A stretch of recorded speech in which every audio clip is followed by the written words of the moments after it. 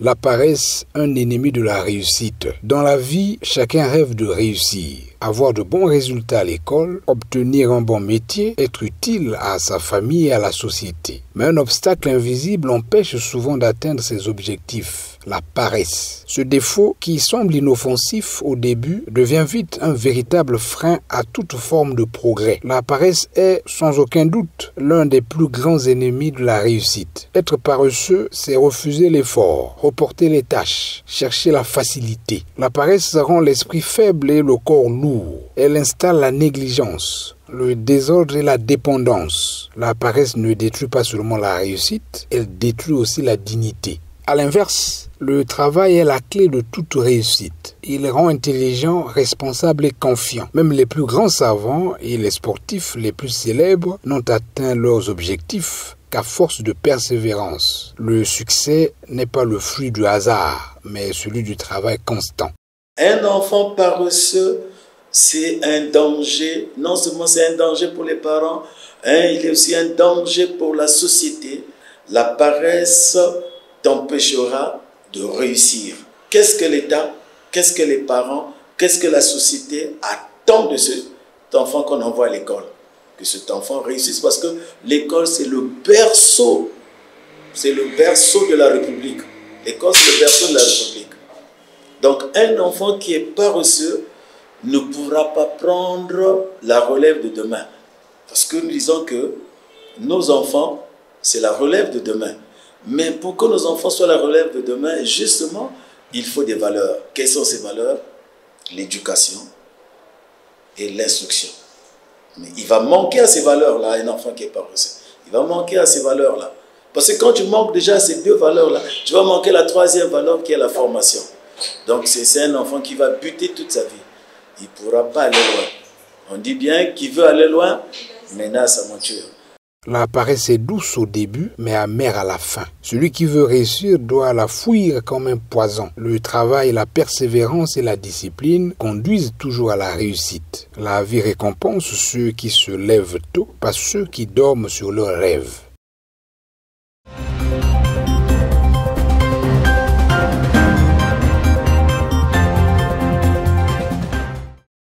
À l'école comme dans la vie, les amitiés jouent un rôle essentiel dans la formation du caractère. Mais toutes les fréquentations ne sont pas bonnes. Certains élèves influencés par de mauvaises compagnies changent de comportement, perdent leurs valeurs et s'éloignent de leurs objectifs. Un proverbe africain dit « Dis-moi qui tu fréquentes, je te dirai qui tu es ». Les amis ont un grand pouvoir d'influence, surtout à l'adolescence. Un élève sérieux, s'il se lie d'amitié avec des camarades indisciplinés, risque peu à peu d'adopter leurs habitudes. Manque de respect, mépriser le travail, etc., etc.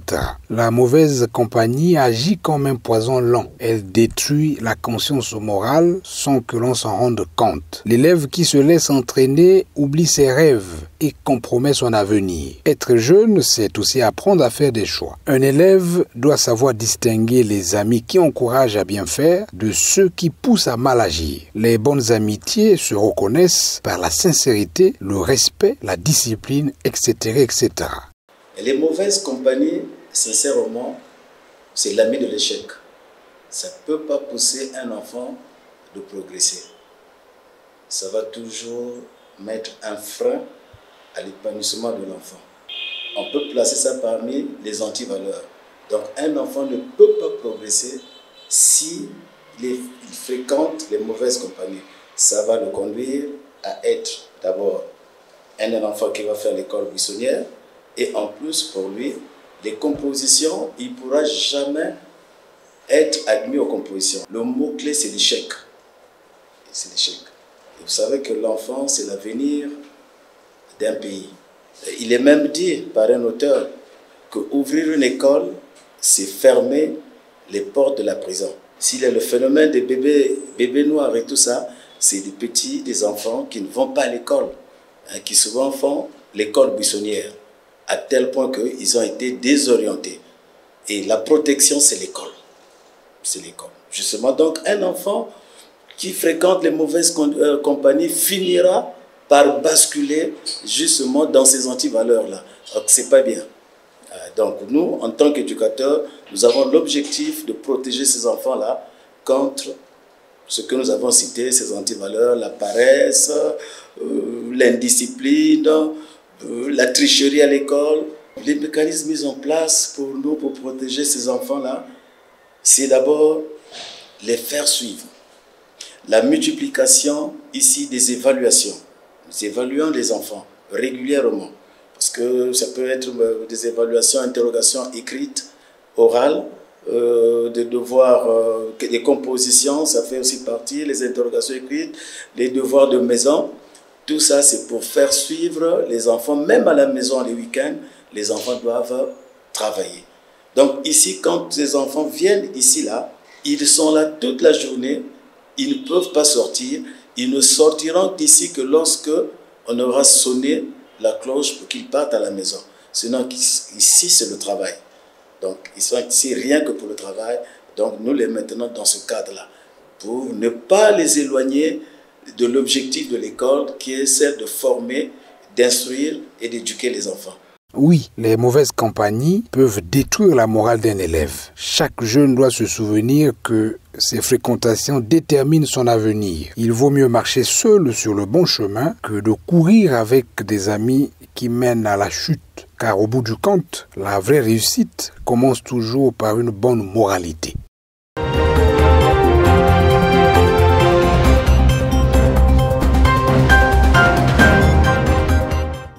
Être avec Dieu, marcher avec lui et le servir réellement demande plus qu'un élan religieux. Cela exige un cœur lavé de tout orgueil, une âme simple et purifiée. C'est dans le silence intérieur, la modestie de l'esprit et la sincérité du cœur que Dieu se manifeste. La simplicité attire Dieu, la pureté dont parle Dieu est celle d'un cœur partagé, non corrompu par les calculs, les ambitions personnelles. Ce n'est pas simple dans tous les domaines de la vie. On ne peut pas attraper Dieu. Si l'humilité qu'est élevée, si être élevé simple, on ne peut pas être avec Dieu. Parce que Dieu, au demeurant, il est amour. Or, l'amour ne peut pas s'installer dans le cœur de quelqu'un qui est orgueilleux. Dans le cœur de quelqu'un qui utilise l'ego.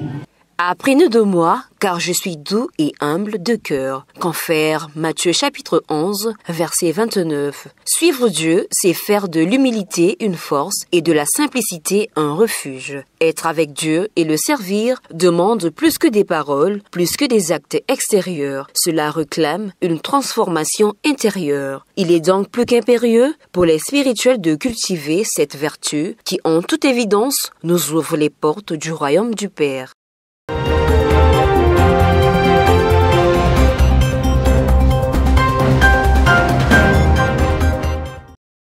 Dès que l'on foule la terre de Kibossi, tous les problèmes et toutes les difficultés trouvent leur solution à condition d'être réellement convaincu au plus profond de soi-même de l'existence de Dieu et de son organisation, représentée par le grand maître des maîtres, le grand maître de l'OPH, Guy-Émile Houphouët-Sétikwabo. Votre ferme conviction en Dieu fera qu'en arrivant à Kibossi, où vous devez le rencontrer, toutes vos difficultés ou maladies trouvent gain de cause, affirme l'OPH. Cet extrait du message de Guy-Émile Houphouët-Sétikwabo du 23 janvier 1986 véhicule une vérité incontestable. En effet, l'étoile de David, celle qui conduisit les rois mages jusqu'à Bethléem, à l'endroit même où l'enfant Jésus naquit, a quitté Bethléem, qui n'était pas son point d'atterrissage définitif, pour s'implanter en Afrique, au Congo-Brazzaville, précisément à Kibossi-Gare, et très exactement au Mont Karikari, le 20 mai 1992. Le Mont Karikari est ainsi devenu la nouvelle demeure de l'Éternel. À cet endroit, Dieu a implanté ses bimangou, c'est-à-dire ses mystères. Oui, Dieu est partout, cela est vrai, mais il réside au Mont Karikari. Les miracles, les grâces, les bénédictions de Dieu y abondent. Ce lieu 3 fois saint est ouvert au monde entier. Quiconque s'y rendra avec foi pour s'adresser à son Dieu recevra ce qu'il demandera. Affirmation de Guy-Émile Houphouët-Sétikwabo dans son message de l'année 1995 lors de l'ouverture de la belle cité du Mont Karikari. Montagne ya Mont Karikari mefunguka na babantu nyosi ya bainza nyosi ya bamakanda nyosi ya bandinga nyoso. Changu ni changu, vous êtes libre de venir à Mont Karikari kulomba nyuso ina beno kezola kulomba na nzambi ya beno nzambi ke yandi ke pesa beno yao si beno melomba yao na bukirika na bunongo na manyongo nyoso nzambi ke pesa beto kwenda veni na banganga beto kwenda veni na côté nzambi c'est le plus puissant, c'est le tout puissant, c'est le grand de grand. Demande seulement au nom de Jésus, il vous les donne. Il appartient donc aux habitants de la terre de ne jamais perdre de vue que désormais Dieu a implanté ses bimangu au mont Karikari.